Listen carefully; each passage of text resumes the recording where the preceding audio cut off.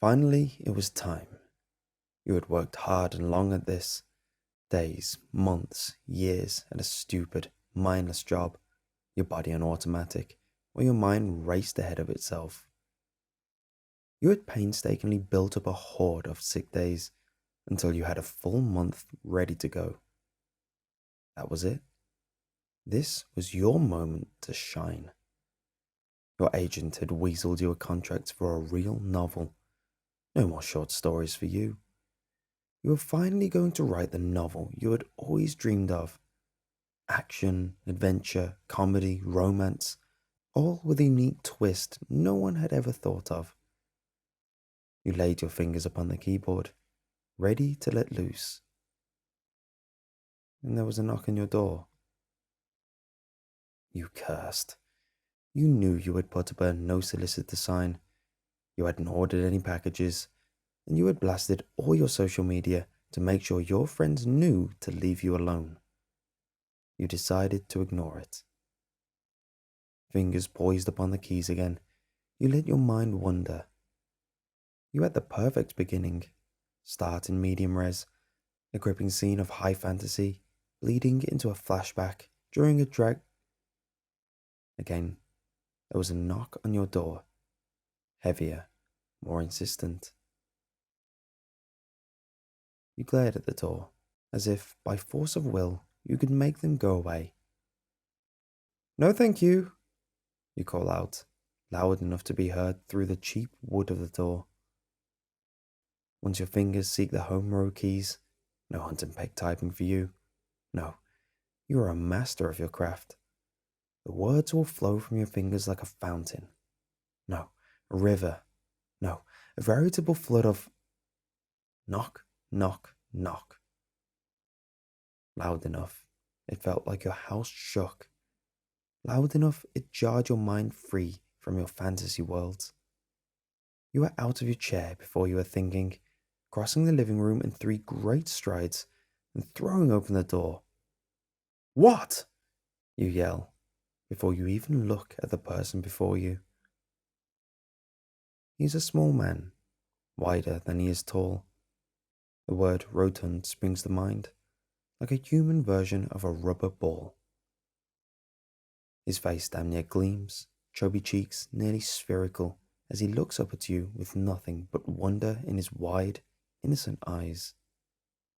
It's you," he whispers. "It's really you." You step back, startled at the tone of sheer devotion in his words. And his clothing, well, it's vintage, but it's too vintage. He looks like he stepped out of a 90s advertisement. His clothes crisp and new, unworn since the day it was packaged.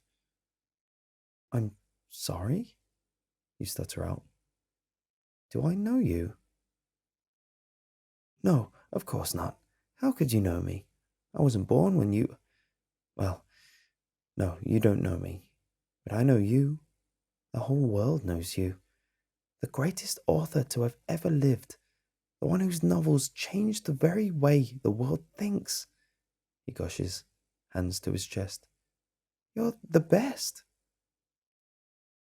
I, uh, think you have me confused with someone else. I haven't written any novels."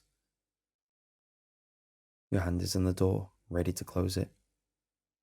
"You haven't? Yet?" And the way he says it makes you turn and look at him again. The way he seems too real. His skin, no trace of flush. His blue eyes, bluer than any you've seen. His hair, perfectly coiffed, with no hint of product in it. "I'm from the future?" you finish, faintly. What kind of science fiction writer would you be if you couldn't recognize a time traveler? You step back, feeling a little faint, and your visitor takes this as an invitation to step in, a suitcase on wheels following after him. No, not wheels. You peer down and see that it has dozens of tiny feet. You sit down heavily in shock and raise an eyebrow at the stranger. He glances back at his luggage, and his face splits in a joyful grin. An homage. He doesn't really need the feat, but I couldn't resist. I mean, I know you've barely begun, but, well, you must have so many questions. Not really, you say. I mean, yes, they are boiling up inside me, eager to know, but I've read enough time traveler stories to know I shouldn't ask them. Well, maybe one. Why are you here? To the crux. Ah, yes, to the crux, as ever. So salient and to the point. He fairly cackles with glee, rubbing chubby hands together. I am here for something very important. He kicks his suitcase gently. Nothing happens. He kicks it again, slightly harder this time, and the lid pops open, revealing a good 30 hardcover novels. They are beautiful books, your name blazing across the top of each one, but not blatantly. A subtle nod to you, worked into the very art of the jacket art. And the art? The covers blend into each other, revealing a completely different picture that takes as a whole than when individual. You grasp in delight, reaching out for them, only to be stopped by a visitor. Well, can't let you read them. Might chance too much. Our computers say that this won't much alter anything. What I need from you is simple. His face lights up with glee, his eyes sparkling. I need your autograph on the inside pages, please. Of of course. Anything for a fan. He already has a pen ready as you lean forward and begins to open the covers for you. Thank you so much. This is so great of you. Can you make them out to Tim? Oh, thank you, yes. This one's my favourite. The twist at the end.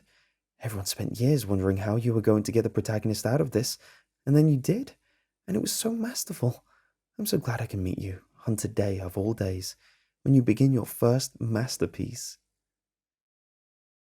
He keeps up a steady stream of chatter as you sign each book, your eyes slightly glazed, not trying to take in too many details. Words on the inside of the dust jacket stand out here and there. Jimothy, Coulter's, death of the world of Spire, the darkness that dwells, and more. Just little hints of what is to come. You desperately try not to read them. You don't want to influence yourself. There you go, signing the last one with a flourish. The front cover of this book is graced with what seems like an homage to the sci-fi novels of the 60s, but with a beautiful man barely dressed on the front cover instead of a woman. You smile up at him, a little strained. Is that all? Oh, yes, that will be perfect. He smiles at you again, bobbing his spheroid head. Thank you for this. I'll leave you in peace now. And he turns on his heel, his little footed luggage trailing along behind him as he goes. The door closes behind him. But you don't see whether he did it or the luggage did. You stay seated for several minutes. That was amazing. Phenomenal. Beyond belief. You slowly stand, snagging a soda from the fridge before you lazily make your way back to your computer. You are going to be an amazing writer. You swig at your soda. A world-changing writer, according to the traveller. Another swig, and you set the can down on your desk. Your computer hasn't even had time to go to sleep. And that artwork. You'd never seen a writer who'd connected his covers like that. The spines, sure, but the books themselves? The cursor blinks at you, almost accusatorily. You ignore it. You know you're going to be great. You saw your name spread across the entire series. So why can't you think of a single thing to write?